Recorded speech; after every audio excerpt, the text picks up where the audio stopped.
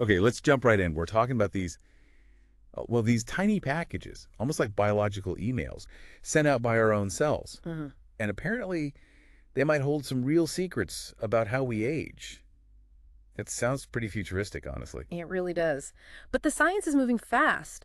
And, for listeners keen on getting the crucial insights quickly, this area is, well, it's buzzing. Absolutely. What really grabs me is this idea that we could potentially shift how we think about aging itself. Yeah. Maybe move beyond just managing symptoms. Exactly, towards actually influencing the core cellular processes. It's a fundamental shift, potentially. So for this deep dive, we're going headfirst into the science of these things. Stem cell-derived extracellular vesicles. Right. Let's call them EVs, maybe. Makes it easier. EVs, yeah, perfect. And we're looking at their potential role in anti-aging. Our main source material is an article, Stem Cell EVs Combat Aging. It pulls together findings from a study in a journal called Bioactive Materials and some related info from lifespan.io. That's right. So the goal today is really to get a handle on what these EVs actually are, what this research suggests they do, especially concerning aging. And maybe what the bigger picture looks like down the road. Precisely. What are the implications? But, and this is important, keeping in mind it's still pretty early days for this research, we need to temper the excitement a bit. Got it. Okay, first things first. What are these EVs fundamentally? They sound complex. Well, picture really, really tiny bubbles. Microscopic. They have a fatty outer layer, kind of like our own cell membranes. Okay, little bubbles. Yeah, but the key thing is their job. They act like messengers between cells. They bud off one cell, travel, and then deliver their cargo, things like proteins, RNA, various signals to another cell. Ah, so that's the biological email analogy, Yeah. carrying specific instructions or information. That's a great way to think about it, yeah. It's a targeted delivery system.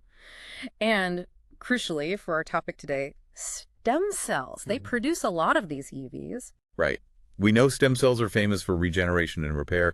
So why the intense focus specifically on their EVs for anti-aging rather than just the stem cells themselves? Well, the exciting part is that these EVs seem to pack many of the beneficial goodies that make stem cells work their magic, the regenerative factors. So the EVs carry the instructions. In a way, yes. Studies are starting to show they can actually reduce something called cellular senescence. We'll definitely unpack that more. Okay. And even rejuvenate tissues. It's pretty remarkable. That does raise a question, though, because stem cell therapy itself, while exciting, has had some hurdles, right? Concern. Oh, absolutely. Things like immune rejection, the possibility, although often low, of tumor formation with live cells. These are real considerations. So the EVs offer a way around that. That's the compelling idea. Yeah. You might get many of the therapeutic benefits without introducing live cells. You're delivering the active molecules, the signals, not the whole cell machinery. It's like getting the software update without installing a whole new, potentially incompatible operating system. Exactly. That's a perfect analogy. You bypass some of those major risks associated with live cell transplantation. So these tiny vesicles are essentially acting as proxies for their parent stem cells, mimicking the rejuvenating effects. That seems to be the core finding, yes. They deliver their molecular cargo and appear to replicate many of the beneficial, youthful effects. Okay, let's focus on that bioactive material study the article mentioned. It used EVs from embryonic stem cells specifically. That's right, embryonic stem cells. And the findings were quite striking. What did they see? They found that these EVs significantly reduced signs of cellular aging, not just in cells in a lab dish, but also in living mice. Ah, seeing it in live animals? That's always a significant step, isn't it? It really is. It adds a layer of complexity and relevance. So how are these EVs supposedly doing this? What's the proposed mechanism? The researchers pointed towards a specific mix, they called it a cocktail, of microRNAs inside the EVs. MicroRNAs. Okay, refresh my memory on those. Sure, they're small bits of RNA, genetic material, but they don't code for proteins themselves. Instead, they act like regulators, dialing the activity of other genes up or down. Very powerful little molecules. And the article specifically named a couple, miR15B5P and miR290A5P. Why those two? Well, these particular ones seem to hit pathways known to be involved in the aging process. Things like cell growth, inflammation levels within the cell, and how well the cell resists stress. So they're tweaking the cell's internal settings, pushing them towards a more youthful state. That's the idea, like fine-tuning the controls to improve resilience and function. You mentioned cellular senescence earlier. Let's circle back to that. What is it and how do the EVs fit in?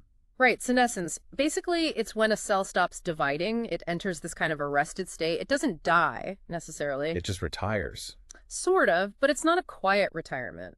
These senescent cells become metabolically active in a different way, and they start secreting a mix of inflammatory molecules and other factors collectively called the SASP, or senescence-associated secretory phenotype. And that causes problems. It can, yeah. While senescence is actually protective, in some ways it stops damaged cells potentially turning cancerous, for instance. Okay, that's important. Very. But as we age, these senescent cells tend to accumulate. And this chronic low-level inflammation and tissue disruption they cause is now linked to a lot of age-related conditions. Think osteoarthritis, maybe some aspects of cognitive decline, atherosclerosis. The list is growing.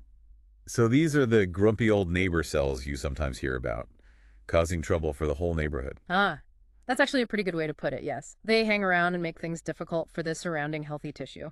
Okay, so how did the EVs intervene with these grumpy cells in the study? What the researchers saw was that treating aged or stressed cells with these stem cell EVs led to a noticeable drop in key markers of senescence.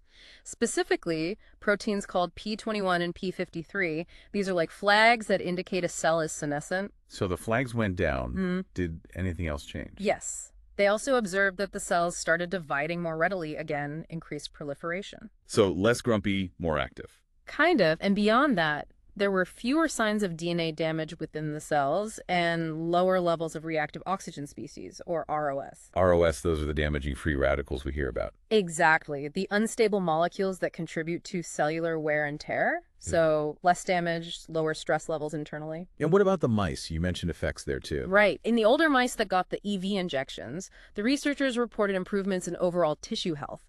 And interestingly, the patterns of gene expression in those tissues started to look more like those seen in younger mice.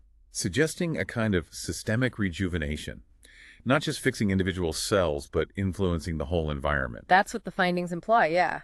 A shift towards a more youthful biological state, at least based on those markers. Now, the article also mentioned this concept of a cocktail of youth, suggesting maybe just a handful of these microRNAs were doing the heavy lifting. It said possibly only 4. It did, yes. The Lifespan.io piece honed in on this idea of a small, potent group, again highlighting miR15B5P and miR290A5P as part of that core set. The thinking is, maybe you don't need the whole complex mix of EV contents, just these key drivers. That sounds incredibly targeted. How are these few molecules thought to exert such a powerful effect? The hypothesis is they directly target genes involved in pro-aging pathways. The article mentioned one called CCN2. What does that do? It's involved in things like tissue scarring and inflammation, and also the AKTM2 signaling pathway. mTOR. That comes up a lot in aging research. It sure does. It's a master regulator of cell growth, metabolism, survival, and its activity levels are strongly linked to aging processes.